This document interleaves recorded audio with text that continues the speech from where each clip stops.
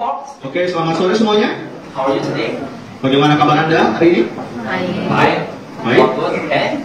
And thank you for Brother Tio who did this song for us. Dan terima kasih kepada saudara Cio yang sudah memimpin ujian bagi kita. We already sing together. Kita sudah bernyanyi bersama. And now the time, the beautiful time to hear the words of God. Dan sekarang adalah waktu yang indah untuk mendengarkan firman Tuhan. Alright, before that, I'm sure, most of you, or maybe all of you, or if not most of you, already know the theme or the title of today's sermon. Sebelum itu, saya pikir banyak dari kalian yang sudah tahu dari tema pada hari ini. Yeah, the title is Jesus, the True Vine. Temanya adalah Yesus adalah pokok anggur yang benar. Okay, without further ado, I would like to ask you to open the Bible with me from John chapter 15, verse 1 to 8. Oke, tanpa berlama-lama lagi, saya ajak kita semua untuk buka Alkitab kita pada Yohanes pasal 15. Kita akan membaca dari ayat pertama hingga ayat yang kelima. Gio already asked us to read the first time, but we are going to read one paragraph. It's from verse 1 to 8. Cio sudah memimpin kita untuk membaca ayat yang kelima, tapi sekarang kita baca satu perikop dari ayat 1 hingga kelima. Alright, we're going to read it together on the count of 3, okay? Mari. 1, 2, 3. I'm the true vine, and my Father is the husbandman. Every branch in me that beareth not fruit, he taketh away. And every branch that beareth fruit, he purgeth it, that it may bear more fruit. Now we are clean through the word which I have spoken unto you. Abide in me, and I in you. As the branch cannot bear fruit of itself if it abide in the vine. Nor can ye except ye abide in me. I am the vine, ye are the branches. He that abideth in me, and I in him, the same bringeth forth much fruit. For without me ye can do nothing. If a man abide not in me until verse 8, okay? Sampai ayat yang 8, sampai ayat 8. Okay, we're going to repeat it on the count of 3, verse 6 to 8. Kita akan baca dari ayat 6, hitungan ketiga. 1, 2, 3. If a man abide not in me, he is cast forth as a branch, and is withered, and men gather them, and cast them into the fire, and they are burned. If ye abide in me, and my words abide in you, ye shall ask what ye will, and it shall be done unto you. Herein is my Father glorified, that ye bear much fruit, so shall ye be my disciples. Okay, let's bow our heads together in prayer. Mari kita berdoa. Dear Heavenly Father, thank you for the chance that you have given unto us, O Lord, to assemble together, to congregating together as the body of Christ in the local church. In here, in this place, O Lord, we already sing a song to glorify your name, and we are now going to listen the words of God. Thy words, O Lord, being preached. Please, Lord, give us wisdom, especially the preacher, and also us to understand. Show us, O Lord, the wonderful word that contained in thy words. And Lord, also God, please bless us all that we get something out of today's sermons, including me, O Lord. Thank you, God, and every glory, every honor, we give it to you without worthy of it, O Lord. And in Jesus' name we pray. Amen. Okay? So, the theme or title today is Jesus, the True Vine. Jadi tema hari ini adalah Yesus pokok anggur yang benar. So, do you know that, we all know that Jesus used a lot of parables when he teach the people. Dan kita tahu bahwa Tuhan Yesus sering menggunakan perumpamaan dalam mengajar orang-orang. Yes, and for example, in Matthew chapter 13, Dan contohnya Matius pasal 13, he used 7 different kind of parables in only one chapter. dia menggunakan 7 perumpamaan dalam satu pasal. Yes, he used parables of the wheat. Dia menggunakan perumpamaan gandum. He used the parables of the fishing net. Dia menggunakan perumpamaan jala ikan. Okay, and many more. Dan banyak lagi. And even if he you check it in Mark 4:34, Dan jika Anda cek di kitab Markus 4 ayat 44, if you open it, jika kalian membukanya, you will find that in beginning his ministry, Jesus relied heavily on the storytelling and parables. dan dalam pelayanannya Tuhan selalu suka sekali menggunakan perumpamaan dalam pengajarannya. Yeah, a parable is a story told to illustrate the truth. Dan perumpamaan itu menggambarkan sebuah kebenaran. It's a story to illustrate the truth. Dan perumpamaan itu mengilustrasikan tentang kebenaran. Yeah, sebuah cerita. Sebuah cerita. Yeah.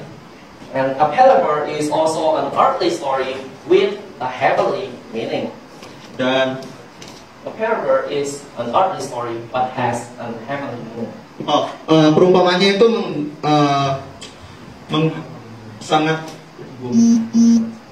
Has an earthly. A parable is also an earthly story with a heavenly meaning. Daily story. Ya, jadi perumpamaan ini menggambarkan seperti kehidupan sehari-hari, tetapi memiliki makna surgawi. Yes. And is it already? Okay.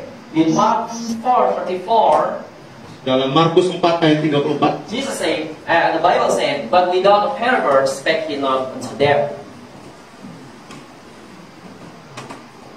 Mark 4, Markus 4 34, ayat 44. 34. 34, maaf. Okay, there you go. But without a parable spake he not unto them.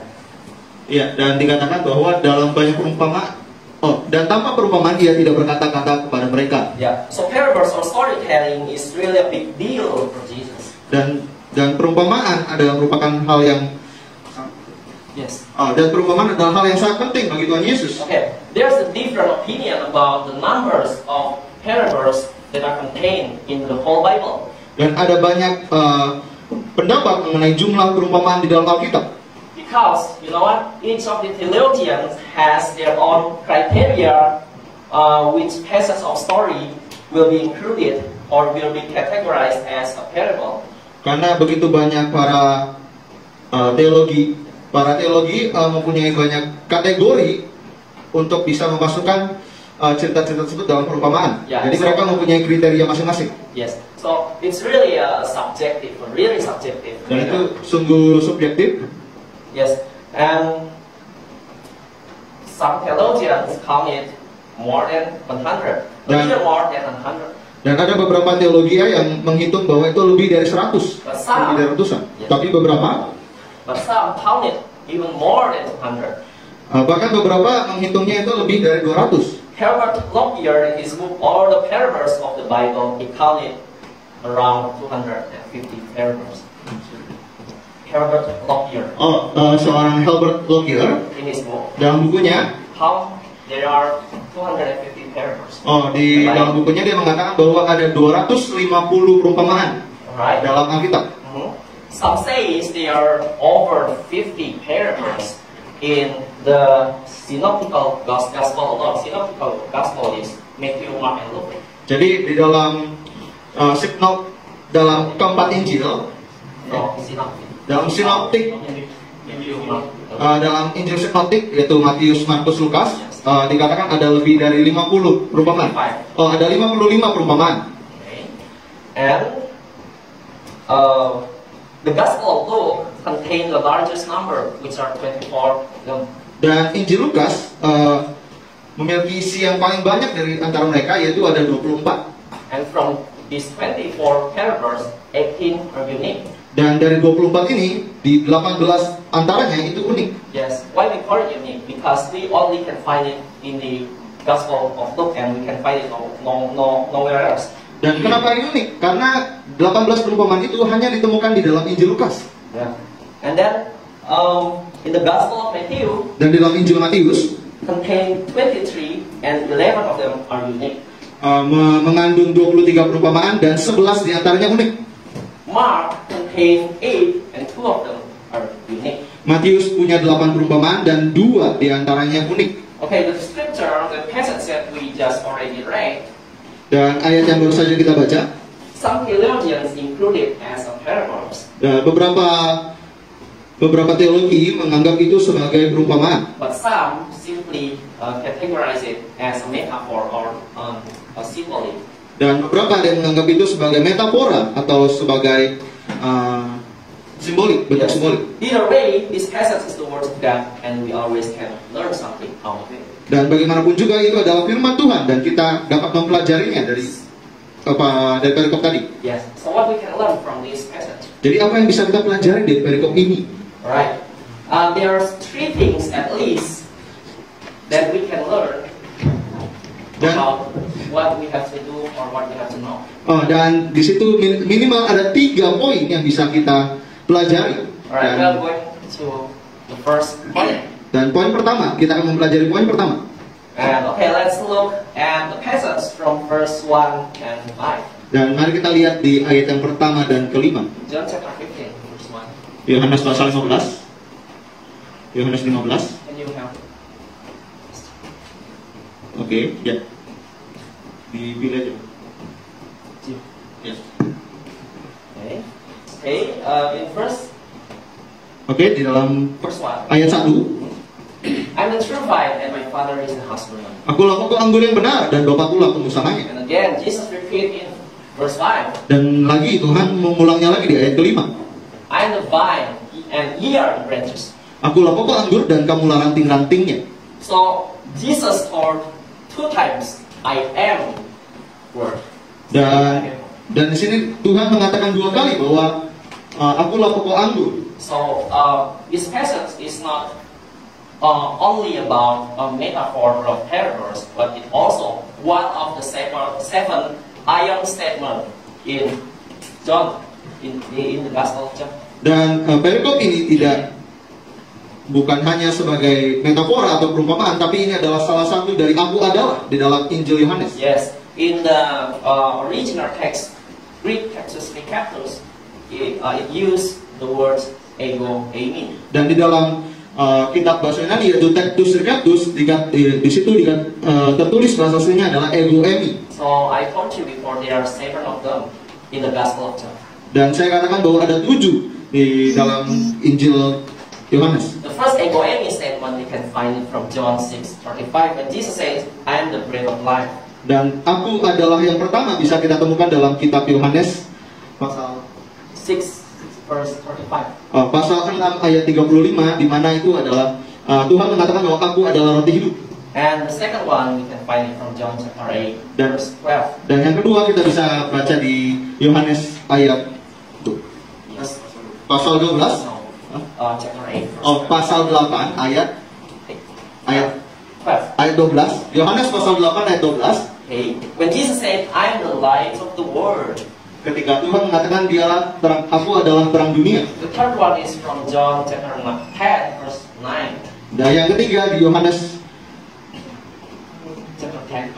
Pasal 10 ayat 9. When Jesus said, I am the door. Ketika Tuhan Yesus mengatakan aku adalah pintu. The fourth one is 2 verses away. It's from John chapter 10 verse 11. Dan yang keempat itu Yohanes pasal 10 ayat 11. When he said, I am the good shepherd. Ketika dia mengatakan aku adalah gembala yang baik. Now the fifth one is from John 11:25. Dan yang kelima adalah Yohanes pasal 11 ayat 25. When Jesus said, I am the resurrection and the life. Dan ketika Tuhan mengatakan bahwa aku adalah kebangkitan dan hidup. The last two are number 6. Yang kedua terakhir yaitu nomor 6. We can find it from John chapter 14 verse 6. Kita bisa temukan di Yohanes pasal 14 ayat 6. When Jesus said, I am the truth, the way, and the life.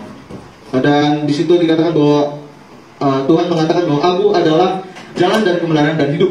And the last one we find it in John chapter 15 that you already read. Dan terakhir kita temukan di pasal 15 di pasal yang kita baca. When Jesus said in verse 1, I am the true vine. Ketika Tuhan mengatakan bahwa aku adalah pokok anggur. And we repeat it in verse 5. I am the vine. Dan dia mengulangnya pada ayat yang kelima, akulah pokok anggur.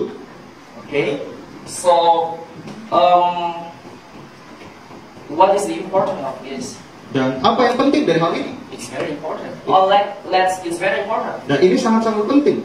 And let's see another person who use or who say this ego eimi statement. Dan mari kita lihat di kitab lain yang mengatakan, yang memakai kalimat aku adalah. Yeah, a person who see. Tentang I am. Ego am. tentang ego ini. Let's open our Bible from Exodus chapter 3. Mari kita buka di kitab Keluaran pasal 3. Okay. Now, Exodus chapter 2 Di Keluaran pasal 2 is about the story about Moses, cerita tentang Musa who fled from Pharaoh because he killed an Egyptian. Cerita tentang Musa yang melarikan diri dari Firaun karena dia telah membunuh seorang Mesir. Pharaoh tried to catch him and want to kill him. Firaun ingin menangkap dia dan ingin membunuhnya. And he fled to the Midian. Dan dia lari ke Midian. And he met Jethro, Dan dia bertemu dengan Yitro who soon become his father-in-law. yang akan menjadi mertuanya. Okay. And in chapter 3, Dan di pasal 3 okay, it's a story about Moses who lead the flocks of Jethro. dan di pasal 3 tersebut menceritakan Musa pada saat Musa menggembalakan kambing domba Yitro. Yes. And in verse 15, Dan di ayat ke-15 okay, before that, when he come to, in verse 1, the Bible said when Moses came to the mount of God, dan dikatakan di pada ayat pertama bahwa ketika Musa yes, mendatangi bukit Tuhan, ke gunung Allah, yes, and it's the mount of Horeb. dan itu adalah gunung Horeb. He saw something that's very incredible. Dan dia melihat sesuatu yang luar biasa. God spoke to him through a burning bush. Tuhan mendatanginya dalam bentuk semak duri yang terbakar. And we can read the story, so on and so forth. Dan kita bisa baca ceritanya dari sana Until we came across to verse 15. sampai ke ayat yang ke-15. Okay. Probably 14. Mungkin ayat 14 sampai ke ayat yang ke-14. 13 and 14. Di ayat 13 dan 14. Okay. Now this is happened when Moses talked to God, and when Moses asked God, because God asked Moses to go back to Egypt and to free his people. Dan ini terjadi ketika Musa bertanya kepada Tuhan ketika Tuhan menyuruhnya untuk kembali ke Mesir dan membebaskan orang Israel. Yeah, this what Musa asked God. Inilah yang ditanyakan Musa kepada Tuhan. Verse 13. Ayat 13. And Moses said to God before, Dan lalu Musa berkata kepada Allah, when I come unto the children of Israel and say unto them, tetapi apabila aku mendapatkan orang Israel dan berkata kepada mereka, the God of your fathers hath sent me unto you, Allah nenek moyangmu telah mengutus aku kepadamu. and they shall say to me, what is his name? Dan mereka bertanya kepadaku, bagaimana tentang namanya? What shall I say unto them? Apakah yang harus kujawab kepada mereka? So let's see what God answered. Dan kita lihat Tuhan menjawab seperti apa. Verse 14, and God said unto Moses, Ayat 14, firman Allah kepada Musa, I am that I am. Aku adalah aku. So this is the other person who say the same statement. In the Greek, it's ego eimi. Dan inilah orang lain yang mengatakan kalimat tersebut, aku adalah aku, dalam bahasa dan dalam bahasa Yunani-nya dikatakan itu adalah ego eimi. And in the Old Testament, we know that in Hebrew, written in Hebrew, it using a phrase of eye, asher eye. Dan kalau kita lihat di perjanjian lama yang tertulis di dalam bahasa Ibrani, yaitu dikatakan sebagai Eye, asher eye. eye, asher eye. And if we go deeper to the words of eye, Dan jikalau kita pelajari lagi dalam kata eye, yes, it means exist. itu berarti ada. So we say that I am that exists. Dan itu bisa dikatakan bahwa aku ada. It means that He is the one who exists before everything exists. Dan itu bisa berarti bahwa aku ada sebelum semuanya ada. He wants to show that He is the creator.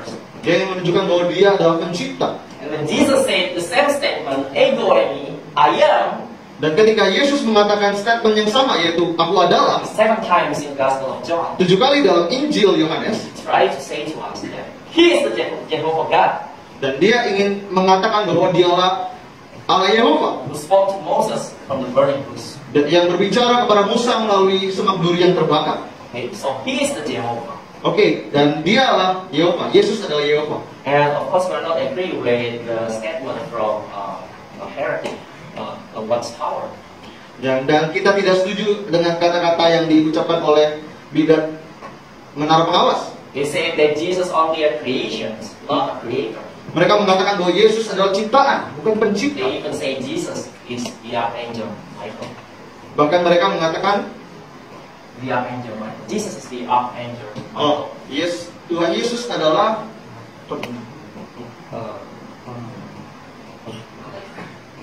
Malaikat. bahwa Yesus adalah malaikat Mikael, Penghulu malaikat. penghulu malaikat Mikael. Okay. And there's a false doctrine. Dan itu adalah doktrin yang salah, doktrin yang sesat. We believe that Jesus is the Jehovah God. Kita percaya bahwa Yesus adalah Tuhan Yehova. We believe that Jehovah is three in one, is Trinity. Dan kita percaya bahwa Yesus adalah Tuhan Tritunggal, 3 dalam 1. Yes, they are the God the Father, Dan mereka adalah Allah Bapa, the Word or the Son, Allah Anak atau Firman, and Jehovah Holy Ghost. dan Roh Kudus. So they are three in one. Dan makanya ada 3 dalam 1. Okay, and we're going to move on. Dan kita akan lanjut. Okay, and this verse not only show that Jesus is Jehovah, Ayat ini tidak hanya menunjukkan bahwa Yesus adalah Yehova, but in verse 1, let me go back to verse 1. dan di pasal ayat pertama, Yohanes pasal 15 ayat pertama.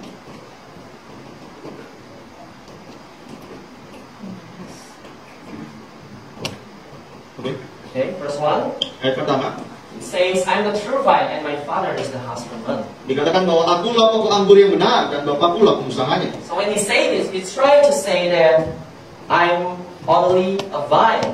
Dan di sini dikatakan bahwa dapat dikatakan bahwa akulah satu-satunya pokok anggur. I'm just a servant. Aku hanya seorang pelayan. And do you want to know who is my boss? Dan kalian mau tahu siapa bos saya? My father is the boss, is the husband. Bapakkulah pengusahanya. So he agreed that he's the one that God the Father sent to the world to flee the world from sin. Dan dia setuju bahwa dialah utusan Bapa untuk datang ke dunia dan menyelamatkan dunia dari dosa. Yes, we know that in the time of creation, Dan kita tahu pada waktu penciptaan in the Garden of Eden, dalam Taman Eden, Adam and Eve fallen to sin because of being deceived by the evil. Adam dan Hawa jatuh ke dalam dosa karena ditipu iblis. And that time is when the death came into the world. Dan pada saat itulah kematian datang ke dunia. Yes, now. Maut datang ke dunia. Okay. And because in Romans chapter 6 verse 23, Karena di Roma pasal 6 ayat 23, it's a very popular verse. ini adalah ayat yang sangat terkenal. It says the wages of sin is what? Dikatakan bahwa upah dosa ialah Death. maut. Right? Benar? So, but at that time also God promised to send a savior. Dan pada saat itu juga Tuhan mengirimkan seorang penyelamat. In Genesis chapter 3 verse 15, Di dalam Kejadian 3 ayat 16, a verse that we know as the Proto-Evangelium, dan ayat yang kita kenal sebagai Proto-Evangelium, or the first ever gospel that ever been recorded in the Bible. atau Injil yang pertama kali tercatat di dalam Alkitab. God promised to send the seed of the woman, Tuhan berjanji untuk mengirimkan benih dalam perempuan yes, who will bruise the serpent's head. yang akan meremukkan kepala ular. Yeah. And we know that from the history of humankind, Dan kita tahu dari sejarah manusia, the only person that born from only the seed of woman without the involvement of a man is the man, Jesus Christ. dan seorang yang lahir tanpa campur tangan, tanpa pertemuan laki-laki dan perempuan, yaitu Tuhan Yesus. Because we know that Mary conceived from the Holy Ghost. Karena kita tahu bahwa Maria Conceived from the Holy Ghost. From the Holy Ghost. Oh ya. Kita tahu bahwa Maria mengandung dari Roh Kudus. Okay. And Herbert Lockyer, Dan Herbert Lockyer, another the same author, pengarang yang sama yang tadi disebut di awal. In his book, all the messianic prophecies of the Bible, Di dalam Alkitab mengenai nubuatan mesianik, all the messianic prophecy semua nubuatan mesianik of the Bible, di Alkitab, yes, record that Jesus fulfilled accurately more than 300 prophecies. bahwa Tuhan Yesus menggenapi Yes. nubuatan mesianik itu lebih dari 300 Accurate secara akurat about the coming of the Messiah, tentang kedatangan Mesias. every single one of them. Semuanya digenapi. Alright? So a prophecy, probably a prophecy about he will born from a virgin. A Messiah will born from a virgin. Ya, seperti nubuatan bahwa Mesias akan lahir dari seorang perawan. He will come from the seed of Isaac and Jacob. Dia akan datang dari keturunan Ishak dan Yakub, He will be called the Son of David, the Son of Man. dan dia akan disebut sebagai anak Daud dan anak manusia. He will be the lamb that will be sacrificed for the sin of the world. Dia adalah domba yang akan dikorbankan untuk manusia. His side will be pierced with a spear. His side, in King James, his side Lambungnya ditusuk with a spear. dengan tombak. Lambungnya ditusuk dengan tombak. He will be crucified, and they will parted his garment by casting a lot. Dia akan disalibkan dan Yes. juganya akan dibagi-bagi dengan undian. Okay. And so he is the Messiah. Ya, dan dialah Mesias. So first we know that he is the Jehovah. Pertama kita tahu bahwa dia adalah Yehova, And the second, he is also the Messiah. dan kedua bahwa dia adalah Mesias. So that is our first point. We have to know from this passage that Jesus is Jehovah and Jesus is Messiah. Dan itulah poin pertama, bahwa dari perikop tadi yang kita baca bahwa Yesus adalah Yehova dan Mesias. Okay. And what else? After knowing this fact, what should we do? Lalu apalagi setelah kita tahu itu, apa yang harus kita lakukan? Okay, that is our second point. Dan itulah poin kedua kita. Let's take a look at the first 4. Mari kita lihat di ayat keempat. Okay, I'm going to read it for you guys. Abide in me, and I in you, as the branch cannot bear fruit of itself, except it abide in the vine. No more can ye, except ye abide in me. Tinggallah di dalam aku dan aku di dalam kamu, sama seperti ranting tidak dapat berbuah dari dirinya sendiri kalau ia tidak tinggal pada pohon anggur. Demikianlah juga kamu tidak berbuah jika kamu tidak tinggal di dalam aku. Since abide in him is phrase, abide in me. Tinggallah di dalam aku, dalam kalimat ini It's a theme that is often repeated again and again. adalah sebuah tema yang selalu diulang-ulang. Not only by Jesus, but also all the apostles. Tidak hanya oleh Tuhan Yesus, tapi juga para rasul. Through their epistles. Melalui surat-surat rasul. And in this passage, verse 1 to 8, this theme also repeated again and again. Dan di dalam pasal ini, perikop ini dari ayat pertama dan sampai 8, tema ini selalu diulang-ulang. You can see it from verse 5. Kita bisa lihat di ayat yang kelima. I'm the vine, you're the branches. Aku He that abideth in me. Aku lah pokok anggur dan kamu lah ranting-rantingnya. It's verse 6. Di ayat 6, If a man abide not in me, barang siapa tidak tinggal di dalam aku, he will cast forth as a branch and is withered. ia dibuang keluar seperti ranting dan menjadi kering. And men gather them and cast them into the fire. Kemudian dikumpulkan orang dan dicampakkan ke dalam api. So the best interpretation of into the fire is talking about hell. Jadi penafsiran yang tepat mengenai dibuang ke dalam api adalah dibuang ke dalam neraka. So if you are not abiding in Jesus, Jadi kalau Anda tidak tinggal di dalam Yesus, you're going to hell. Anda akan pergi ke neraka. So the question is, what we have to do to be abide in Him? Jadi pertanyaannya adalah apa yang harus kita lakukan agar kita bisa tinggal di dalam Tuhan. Alright. So the answer is we have to be saved. Dan jawabannya adalah kita harus diselamatkan. So how to be saved as the New Testament believers? Jadi bagaimana supaya kita dapat diselamatkan sebagai orang-orang percaya perjanjian baru? Alright, this is the same question that been asked by the Philippians general. Dan ini pertanyaan yang sama yang ditanyakan oleh kepala penjara Filipina. Alright, let's take a look Filipi. at the story in Acts chapter 16. Mari kita lihat di Kisah Para Rasul pasal 16. Verse 30 to 31. 30. Oh, dari ayat 30 hingga ayat 31. But let's read it from verse 23. So you will get the whole picture. Pasal 30. Oke.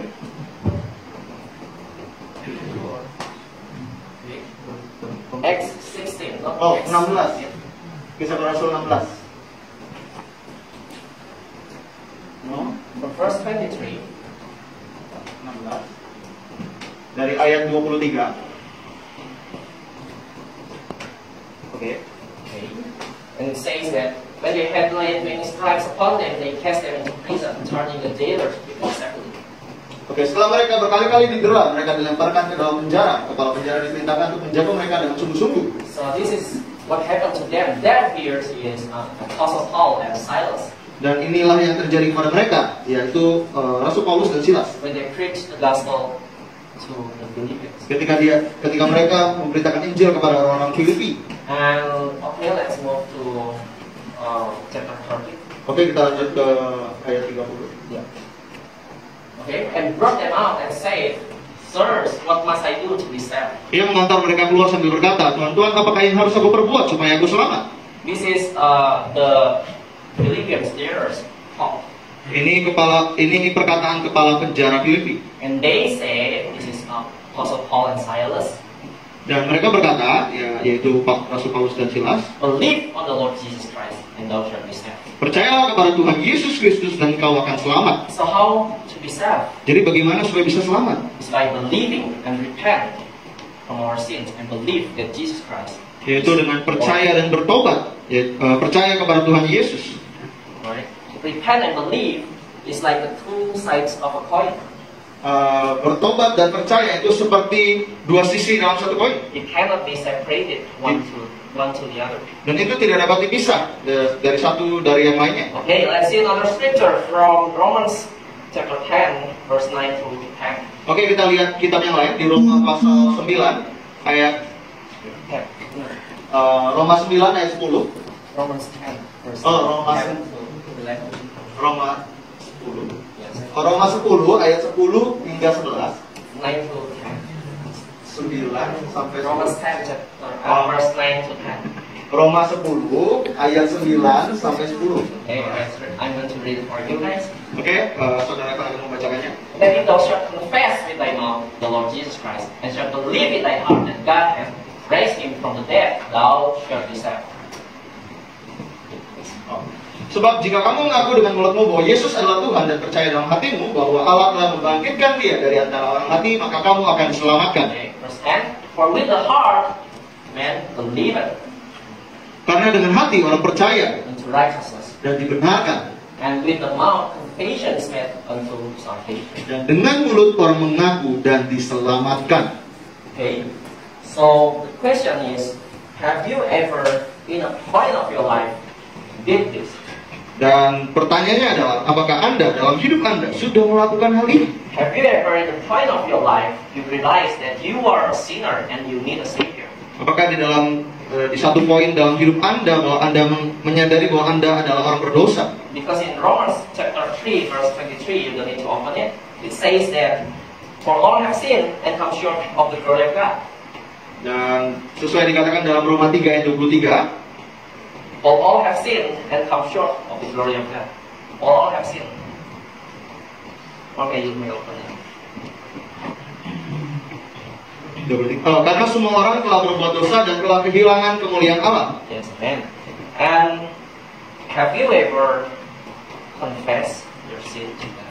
Dan sudahkah Anda mengakui dosa Anda di hadapan Tuhan?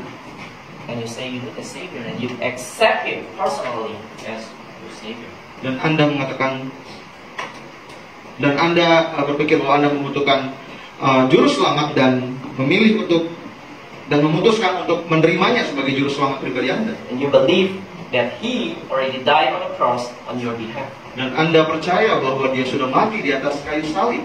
He bare your sins on the cross.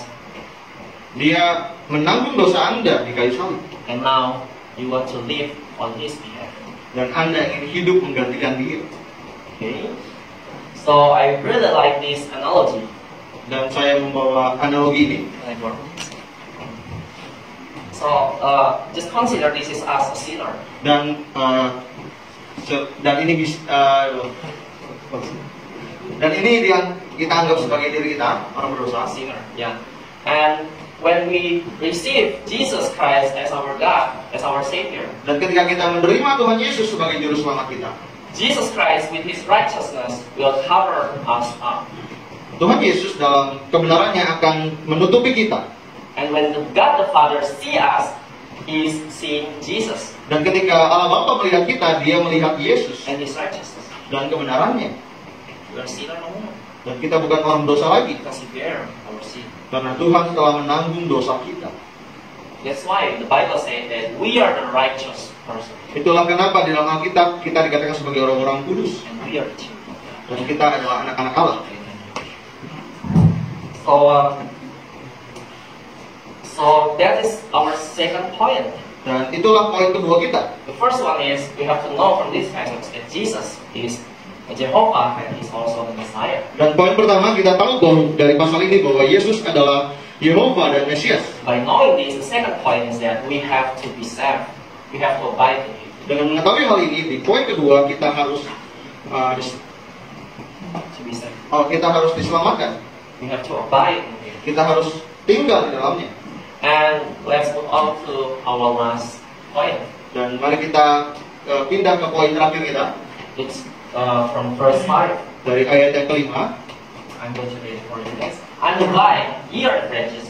He that abideth in me, and I in him, the same bringeth forth much fruit. For without me, you can do nothing. Akulah pokok anggur dan kamulah ranting-rantingnya. Barang siapa tinggal di dalam aku dan aku di dalam dia, ia berbuah banyak. Sebab di luar aku kamu tidak dapat berbuah apa-apa. Correct. And the same bringeth forth much fruit.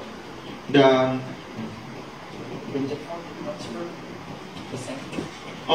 dan barang ia berbuah banyak. Yes. Dan barang siapa tinggal dalam aku dan aku di dalam dia, ia berbuah banyak. Yes. So the third point is we have to be fruitful. Dan poin ketiga adalah kita harus berbuah.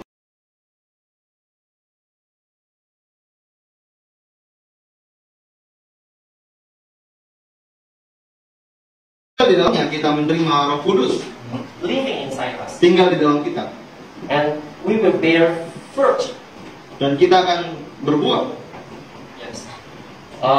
At least there are two kinds of fruit that we will produce. Minimal ada dua buah yang kita hasilkan. Alright. The first fruit is from Galatians 5, verse 22 to 23. Nah, buah yang pertama dari kitab Galatia pasal 5 ayat 22, 22 to 23. dari ayat 22 hingga 23. I'm going to read it for you.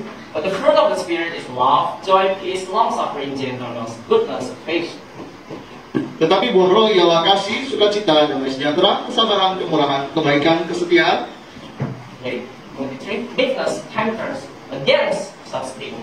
As such, there is no law. Kelemah lembutan, penguasaan diri. Tidak ada hukum yang menentang hal-hal itu. Okay. Well, there's a textual issue like there in verse 22 Ya, ada masalah tekstual for the Indonesian translation. untuk terjemahan bahasa Indonesia.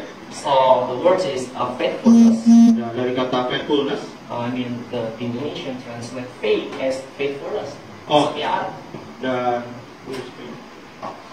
Dan salah terjemahan bahwa seharusnya dalam bahasa Inggris kata faith diterjemahkan iman, Yeah. bukan kesetiaan. Yes. And also, do you know that on your translation of Indonesian, Dan kalau kita lihat dari terjemahan lama bahasa Indonesia, they use fruit with an S on the end. It's a plural form. dan mereka menggunakan buah, No. buah-buah. Oke. And they change it in the new translation to only fruit, one fruit.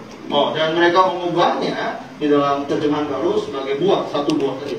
That is the correct one. Dan itu yang benar. Because in the original Textus Receptus, Karena dalam Textus Receptus, they use the word arpos. penggunaan yang dikatakan di situ adalah kata karpos. It's a noun, nominative, masculine, and singular.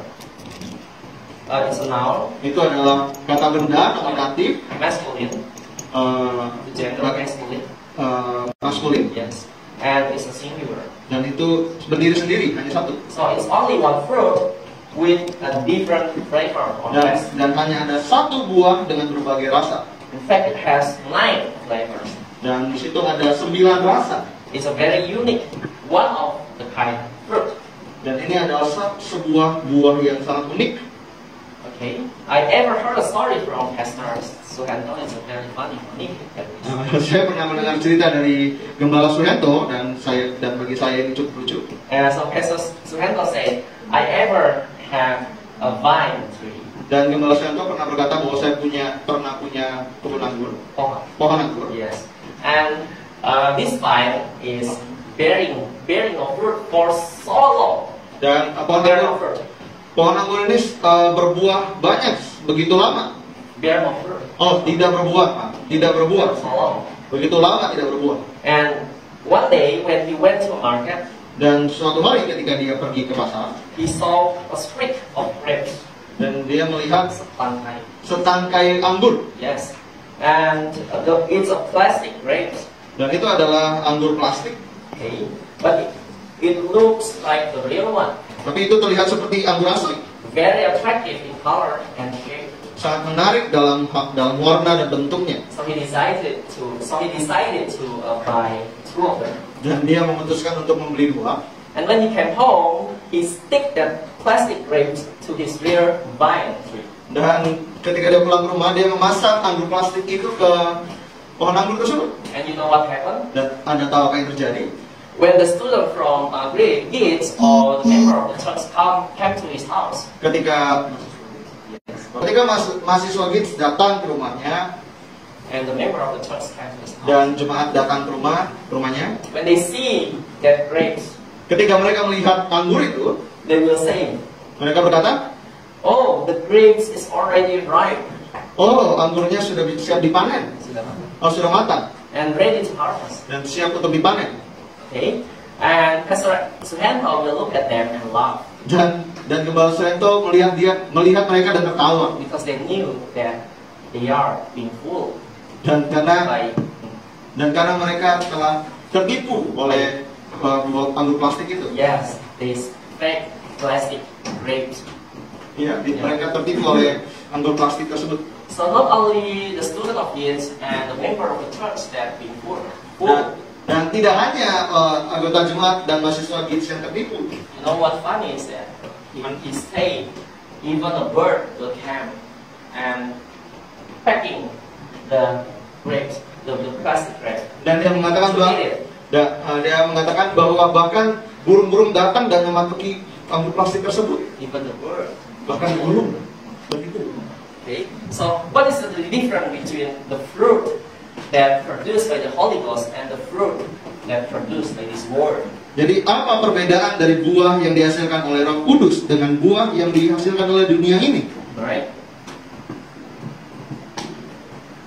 Okay, for example, let's take the fruit of joy.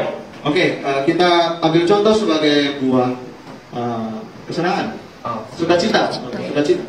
Okay, do you think the celebrity, maybe in Hollywood or somewhere else, apakah Anda berpikir bahwa artis seperti di Hollywood atau di manapun juga merasakan sukacita? Of course they have the joy. Tentunya mereka punya sukacita. Maybe because they are rich, they got a lot of money, and even of course they are famous. Karena mereka mendapatkan banyak uang dan tentunya karena mereka terkenal. They have joy. Mereka punya sukacita. But the difference between our joy and theirs joy is. Tapi perbedaan dari sukacita yang kita punya dengan yang mereka alami, that the joy that they have are not in one package. Nah, bahwa sukacita yang mereka miliki tidak di dalam satu paket. Probably they will have joy, but they will not have, like temperance. Mereka mungkin punya sukacita, tetapi mereka tidak mempunyai penguasaan diri. Temperance simply mean self-control. Penguasaan diri berarti pengendalian diri. Yeah. Okay. And so that's why some of them like to drink alcohol and be an alcoholic. Dan itulah kenapa mereka suka minum alkohol dan menjadi pecandu alkohol. And their lifestyle, they live a lifestyle that destroying their body. For example, like drinking alcohol. Dan gaya hidup mereka malah merusak tubuhnya sendiri seperti minum alkohol. Some of them use drugs. Beberapa menggunakan narkoba. And even destroy their family. Bahkan merusak keluarganya sendiri. And even get into adultery. Bahkan terlibat dalam dosa perzinahan. Poligami. And they got divorced and then remarried. Dan mereka bercerai dan menikah kembali. It's very prominent in the lifestyle of celebrity. Dan itu sangat prominent di dalam gaya hidup mereka. You don't have to believe all my words. You may take it by yourself. Anda tidak perlu percaya kata-kata saya. Anda bisa cek sendiri. You can Google. Anda bisa Google. Right. So take the other example is the peace, the fruit of peace. Dan contoh lain seperti damai sejahtera. This is what Jesus said in John chapter 14 verse 27. Dan inilah yang Tuhan Yesus katakan di Yohanes 14 ayat 27. 14:27. So it says that peace I leave with you, my peace I give unto you. Damai sejahtera ku tinggalkan bagimu, damai sejahtera ku berikan kepadamu. Not as the world giver, give I unto you. Dan apa yang kuberikan tidak seperti yang diberikan dunia kepadamu. Right. Let not your heart be troubled, neither let it be afraid. Janganlah gelisah dan gentar hatimu. So the peace that the world has is different. Jadi damai sejahtera yang dimiliki dunia berbeda dengan milik kita. Their peace is a temporary peace. It depends on the circumstances and the situation around them. Ada damai sejahtera yang sementara, tergantung dari situasi dan kondisi. But Holy Ghost peace comes from inside. Tetapi damai sejahtera dari Roh Kudus datang dari dalam. Right. Now let's move on. Ya, kita lanjut. And so that is the first fruit. Dan itu adalah buah yang pertama. And the second fruit is the fruit of our ministry. Dan yang kedua adalah buah pelayanan kita. We of course also will produce this kind of fruit. Dan tentunya kita akan menghasilkan buah ini. Ministry means something that we do for God. Pelayanan artinya adalah sesuatu yang kita lakukan untuk Tuhan. We will have a will to serve the Lord. Kita akan mempunyai keinginan untuk melayani Tuhan. To do something for Him. Untuk melakukan sesuatu bagi Tuhan. Not always standing in the pulpit and preaching and reading a song. Tidak selalu berkhotbah atau memimpin nyanyi. You can play the music. Kita bisa bermain musik. Or you can serve one another. Atau bisa saling melayani. Right? So you will have that kind of will. Dan kita tentunya memiliki keinginan seperti itu. And of course, we will avoid and run away from sin. Dan tentunya kita akan menghindari dan lari dari dosa. We will pursue the truth. Dan kita akan mengejar kebenaran. And we will have the patience and burden for the lost one. Dan kita akan mempunyai hasrat untuk menyelamatkan orang. Burden. Dan beban, mempunyai hasrat dan beban untuk menyelamatkan orang. Yes, that's the second fruit. Itu adalah buahnya yang kedua. Okay. Now, I think the time is. Yeah. Okay. So that is my sermon. Jadi itulah khotbah saya pada hari ini. Actually, I still have one point left. Sebenarnya saya masih punya satu poin yang tertinggal. Never mind, we can continue next time. Tapi tidak apa-apa, kita bisa melanjutkannya lain kali. Okay. So the point is, will you check yourself? Will you check your heart? Will you check yourself? Jadi poinnya adalah apakah Anda ingin introspeksi diri Anda? Yes. Me also. Saya juga. Are we really bearing this kind of fruit? Apakah We kita say that we are a saved person. dan apakah kita benar-benar menghasilkan buah tersebut ketika kita mengatakan bahwa kita adalah orang yang sudah diselamatkan? Okay. Don't stop to serve God. Jangan berhenti melayani Tuhan. And also look for His will. Dan tentunya lihat dari kehendak Tuhan. Okay. Okay. I think it's enough. And let's bow for it. Oke, mari kita berdoa.